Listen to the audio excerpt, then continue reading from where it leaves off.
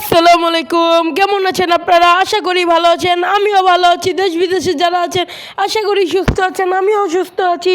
আজ আমার আম্মু কই মাছ দেখতে সুন্দর তরকারি রাঁধছিল, যেটা খেতে অসাধারণ লেগেছিল। তারপরে এই যে একে বলে বড়ি, মানে এটা অ্যাকচুয়ালি ডাল দিয়ে কুমড়া দিয়ে বানায়। এটা গ্রাম অঞ্চলে যা দাদি নানিরা আছেন তারা ভালোভাবে জানবেন।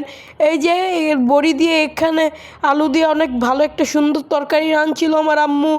এই তো ঝোল করছে একটা মাছ দিয়ে, মাছটার নাম হয়তো আমি ভুলে গিয়েছি। তো আজ আমার আম্মু আমাদের জন্য বানিয়েছিল পুডিং। তো পুডিংয়ের জন্য সর্বপ্রথম এই যে দুধ দিয়ে দিল, তারপর এই যে ডিম দিয়ে নড়াচড়া রানিং করছে আর কি। তারপরে যে চিনির শিরা, যেটা আর কি মেন পুডিংয়ের জন্য, সেটা বানিয়ে ফেলছে আমার আম্মু।